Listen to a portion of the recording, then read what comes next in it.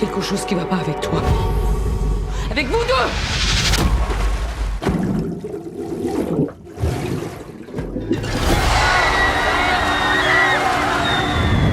Je sais que t'as rien.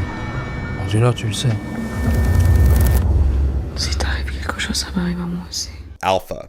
Brutal, among many other things. I found the director, Julia Ducournau's other two films similarly compelling, and ones which don't pull their punches. This is heavy subject matter, filmed in the vein of art house, stylistically similar to David Lynch or David Cronenberg, but infused with Ducournau's signature blend of claustrophobic misery and aforementioned blend of body horror. It is unrelenting in its commentaries and brilliantly utilizes a non-linear format to frame trauma in a much more personal lens. The dialogue is occasionally off, and the movie's a bit long, but it makes big swings, and they pay off with remarkable visual language to convey it all. Exactly what I'm looking for when I'm watching films. I gave this an 8 out of 10, and I do want to talk about spoilers, though. I found this subject matter to be so interesting. It combines substance abuse as an illness with a genuine pandemic, both reducing its victims to ash. Ducournau imbues this as a biology matching a daughter and uncle on a similar wavelength and life path.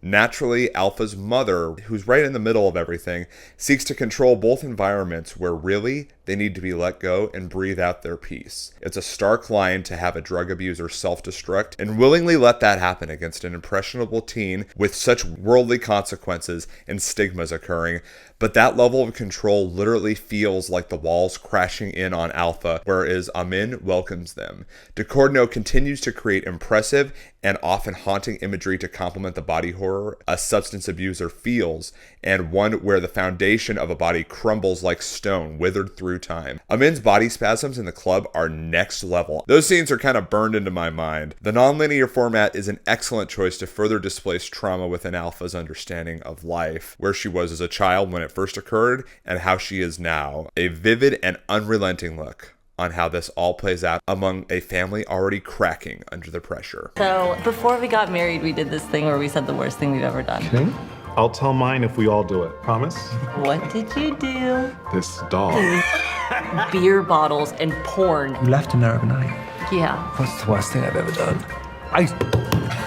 Okay, Are you serious?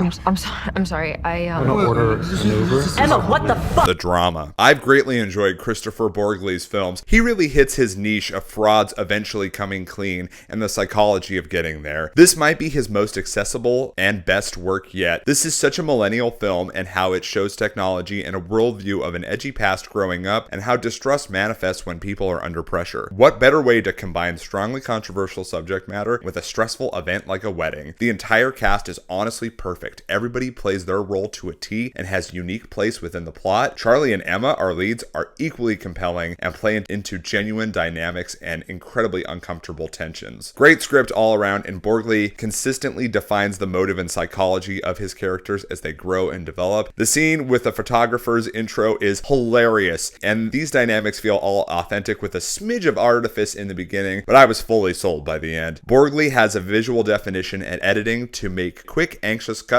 with intimate ones, and blurs the lines between perceived reality and imbued thoughts, especially with imagery around weapons. While I personally like Dream's scenario just a little more at the moment, that could change. I am resonating on this very well. And the dialogue and interplay with these personalities in this movie feels great. Their dilemmas are constantly escalating and becoming more uncomfortable, while having interesting and funny discussions around the subject matter. Great in both entertainment and a conversational piece all around. Let's get into spoilers a little bit. With the subject matter, if you think this is too taboo to talk about, that mindset is a part of the problem. This is something with a systemic history in America, and Charlie even hits upon how that behavior has a ripple effect as a thought experiment. Strangely enough, I also feel that Rachel could easily be seen as the drama as well, just because of how much she ignites the plot. Alana Haim plays a great bitch in this regard, with a misled conviction and projection upon something she doesn't understand, but also has a guilt within her own action, where the drama drama itself here is more theoretical within the boundary of content, and the cringe of a mind growing up which doesn't fully understand what it's pondering. Everybody has an angle or a motive here. Misha and Rachel are particularly interesting because they'll sabotage both the happy couple uniquely, but are also likely even worse personalities hiding in plain sight. This film does a great job of extrapolating the worst parts of its characters and challenging them to grow or separate those moments from cringy adolescence to where they are defined as intellectuals. While it's undoubtedly a heavy film, its boisterous personality and humor taken from the situation really help it shine and uncovers a layer of humanity where we accept the worst parts of ourselves and our partners to grow together. I really loved this too. Great week for movies all around. 8 out of 10. Hey, once again, thank you for tuning in. Also, The Testament of Anne Lee just debuted on Hulu. It's a movie I've been waiting to watch for a little while. I didn't necessarily love it, but I really admire it for its pieces, especially Amanda Seyfried's performance. I gave it a 7 out of 10. I might drop that a little bit. Like, it's not